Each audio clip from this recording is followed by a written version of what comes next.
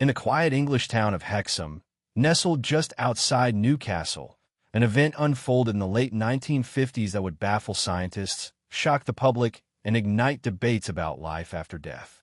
On May 5, 1957, two young sisters, Joanna, aged 11, and Jacqueline, aged 6, were walking to church when a speeding car mounted the pavement and struck them.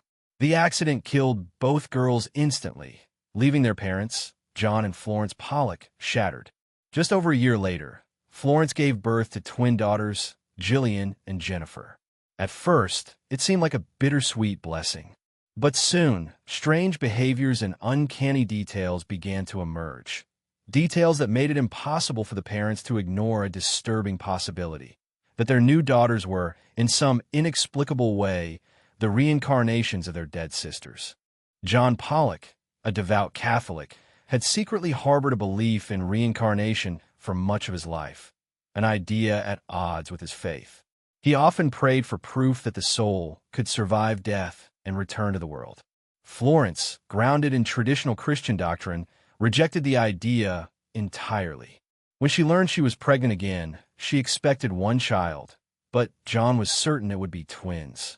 He insisted the twins would be Joanna and Jacqueline coming back. Florence dismissed this as grief-talking, but her unease grew when Jennifer, one of the twins, was born with a peculiar birthmark on her forehead and another above her hip.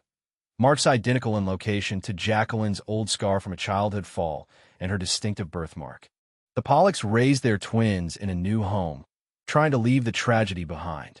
For their first year, Gillian and Jennifer behaved like ordinary infants.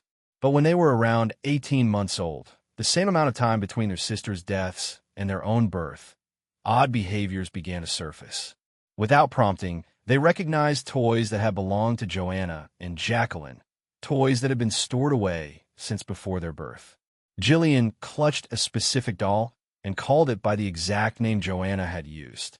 Jennifer instantly recognized a stuffed animal with a torn ear, calling it by Jacqueline's private nickname for it. As their language developed, the twins began speaking about places they had never visited but described in vivid detail. On one occasion, they asked for specific playgrounds and streets from Hexham, locations they had never been taken to. When Florence questioned them, they confidently pointed out landmarks tied to Joanna and Jacqueline's lives. Even more unsettling, they began discussing events from the day of the accident with startling accuracy, describing the sounds, the colors of clothing they had worn, and the moment of impact, details Florence and John had never shared with them. The memories were not limited to happy moments. The twins seemed to recall their deaths with frightening clarity.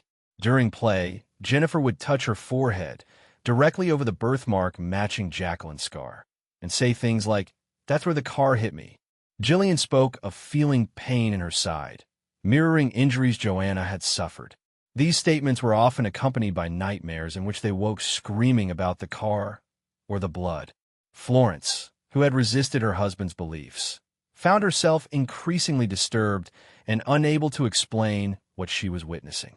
What puzzled observers most was how the twins' personalities aligned with the sisters they were said to have replaced.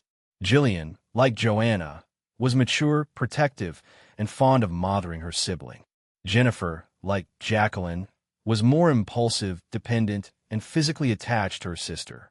Even their walking styles matched, Gillian taking long, confident strides, Jennifer shuffling slightly due to an inward-turned foot, just as Jacqueline had.